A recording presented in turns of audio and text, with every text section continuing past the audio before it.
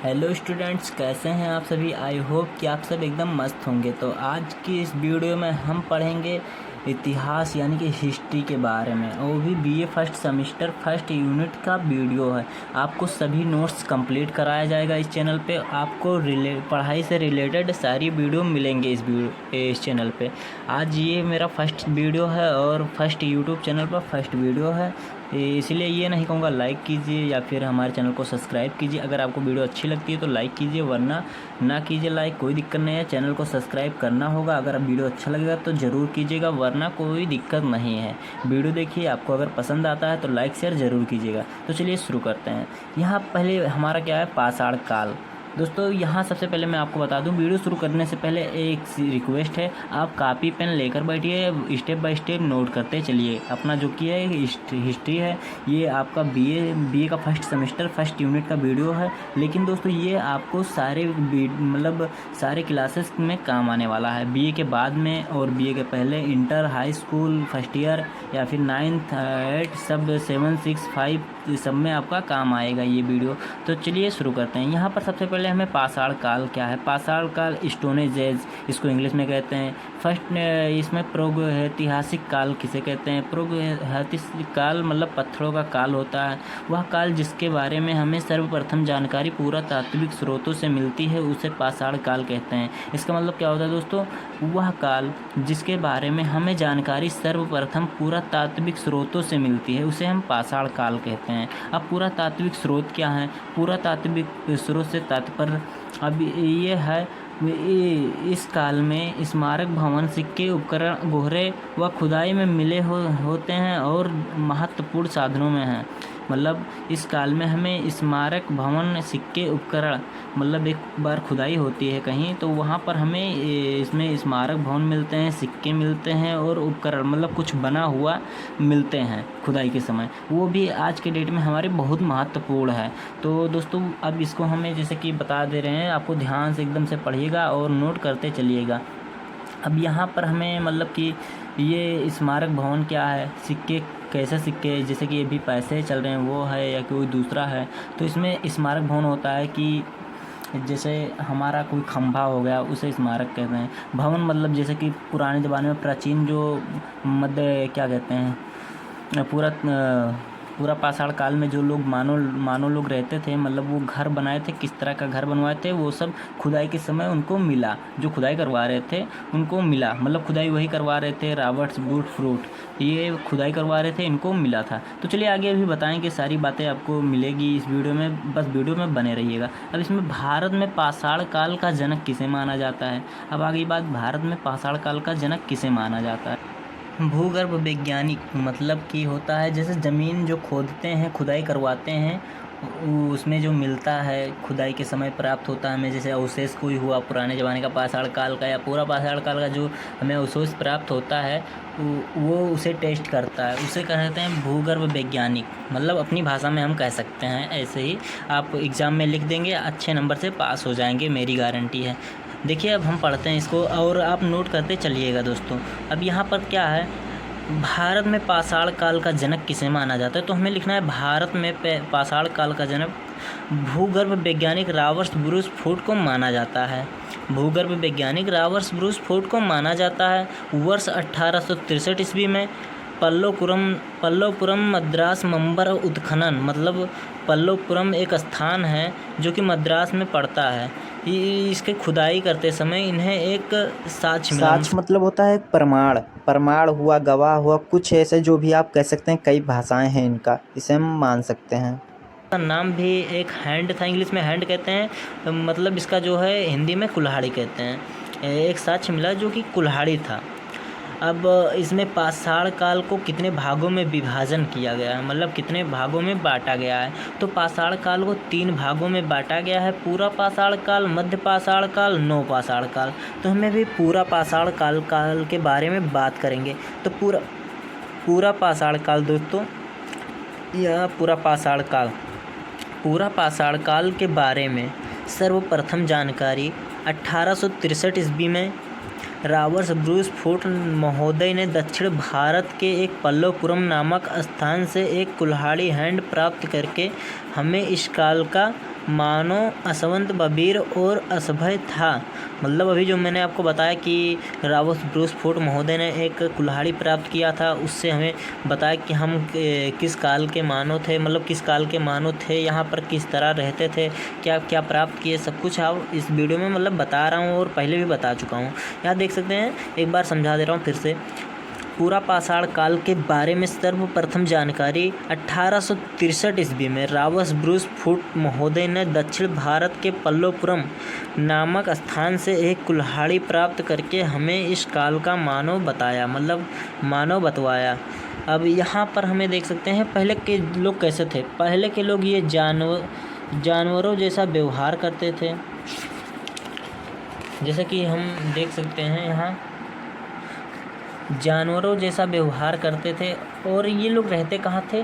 नदियों के किनारे रहते थे। यहाँ उसे खाने के लिए,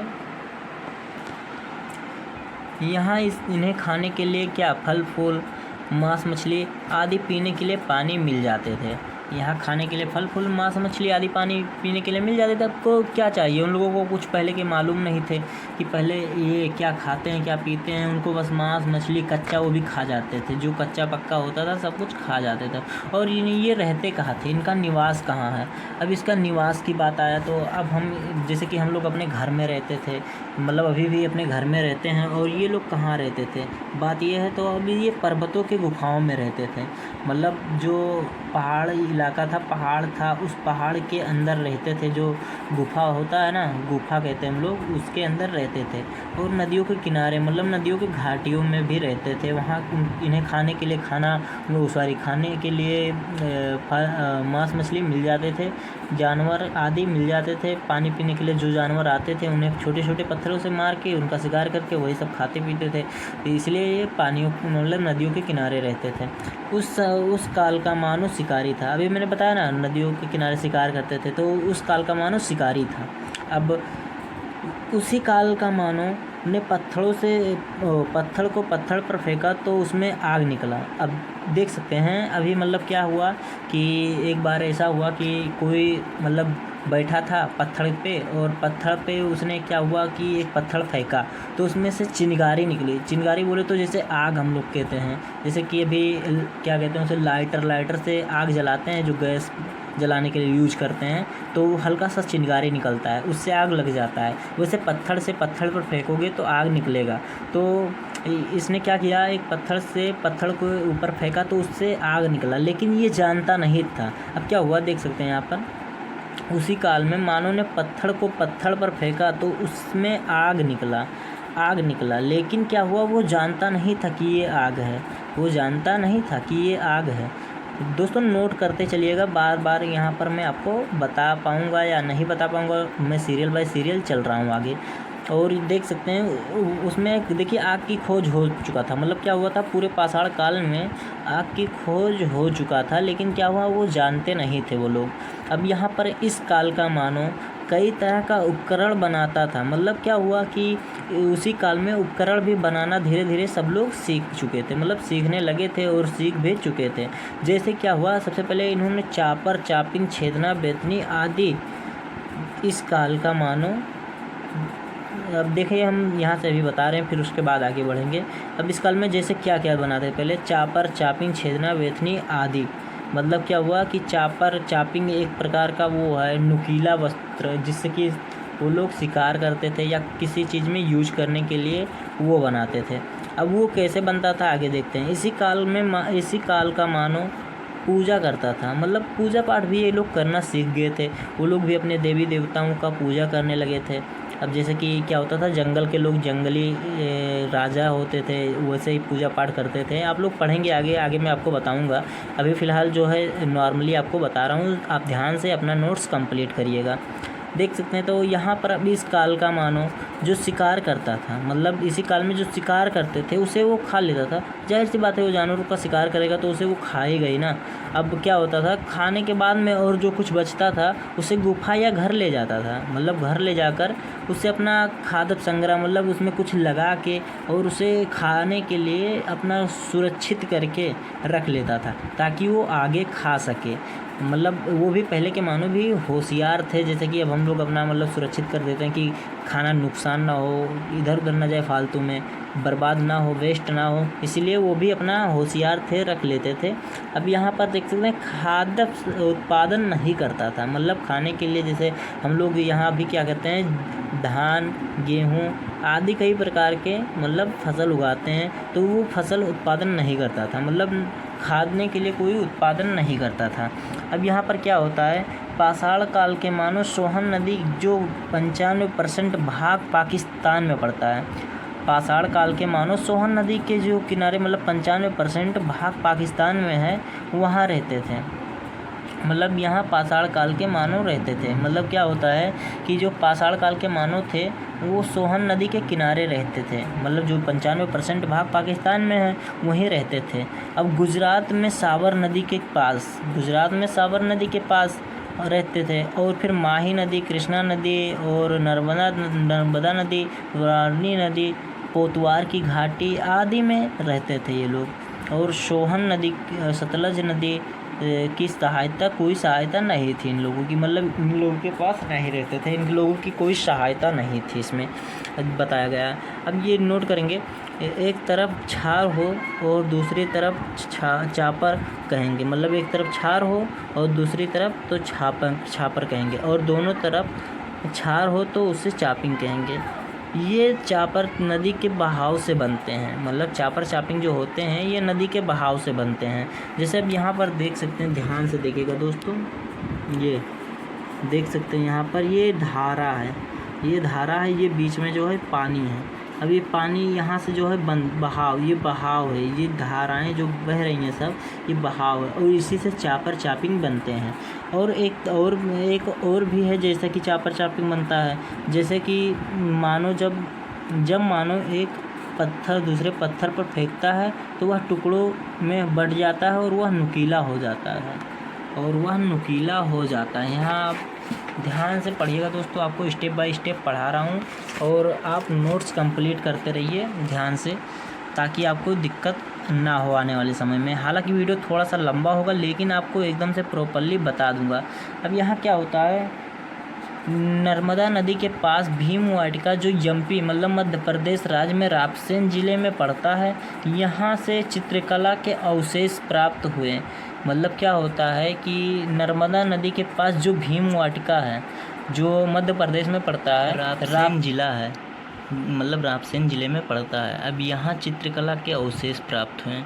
मतलब क्या होता है कि जो भीमवाटिका है वहाँ चित्रकला के अवशेष, गुफा जो होते हैं, गुफाओं में चित्रकला बना हुआ मिला, जैसे कि कोई चित्र बनाया हुआ मिला पुराने प्राचीन काल में। मतलब जो चित्र बनाए पहले के मानो कि क्या करते थे कि उनका कोई लैंग्वेज नहीं था, जिसे हम लोग अभी बात करते हैं, वो बात इस तरह नहीं करते थे, वो चित्र बनाते थे, सिक्के पर चित्र बनाते थे, और क्या नाम है कि ये गुफाओं में चित्र बनाकर वैसे बात करते थे। तो इसमें क्या हुआ कि एक बार नर्मदा नदी के पास जो भीमवाटिका है वहाँ रायसेन जिले में पड़ता है, तो वहाँ क्या होता है, एक बार कोई वैज्ञानिक जाते हैं तो उसमें खुदाई के दौरान जैसे प्राप्त करते हैं, तो वहाँ मिलता है, मतलब चित्र के अवशेष प्राप्त करते हैं। अब इसे आगे देखिए कब खोज हुआ इसका, 1957 ईस्वी में खोज करती प्रोफेसर वाकरणकर ने किया, मतलब खोज किया इनका 1957 ईस्वी में खोज करती प्रोफेसर वाकरणकर ने किया, इनका मतलब खोज जो है खोज करती प्रोफेसर ने किया था। अब ये क्षेत्र गुफाओं में मिले हैं, मतलब अभी मैंने बताया ना ये क्षेत्र गुफाओं में मिलते थे।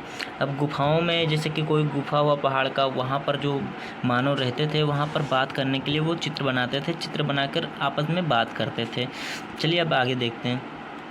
इसका रंग प्राकृतिक था, जैसे अब पेड़ का रंग कत्था था। यूपी में बेलन नदी में हड्डी की बनी थी। मतलब क्या होता है, इसका रंग प्राकृतिक था, जैसे कि पेड़ का रंग कत्था था। यूपी में बेलन नदी में हड्डी की बनी थी। ये प्रतिमा लोहंदवा में मिली थी। लोहंदवा ये कोई मतलब बेलन नदी की हड्डी की बनी एक थी, जो कि प्रतिमा लोहंदवा में थी, मतलब लोहंदवा में मिली थी। तो समझ रहे होंगे आप लोग, उम्मीद करता हूँ। अब आगे देखते हैं। गोरेगांव में महाराष्ट्र में पड़ता है, मतलब एक गोरा गांव है, गांव का नाम कोरेगांव है, जो महाराष्ट्र में पड़ता है। यहाँ पाषाण काल के मानव की वास्तियाँ मिली। अब क्या होता है, जो कोरेगांव है यहाँ महाराष्ट्र में पड़ता है, यहाँ पाषाण काल की मानव की वास्तियाँ मिली, कि मतलब यहाँ पाषाण काल के मानव रहते थे। अब नोट करेंगे दोस्तों, पाषाण काल में आग की खोज की थी, पाषाण काल में आग की खोज हो गई थी। इस काल को क्वार्टजाइट काल भी से जाना जाता है। मतलब इस काल को दूसरे नाम से, जैसे कि क्या कहते हैं कि पाषाण काल का नाम जो है, दूसरा नाम उसको क्वार्टजाइट काल कहा जाता है। क्वार्टजाइट काल मतलब क्वार्टजाइट काल। अब इसे नोट करेंगे।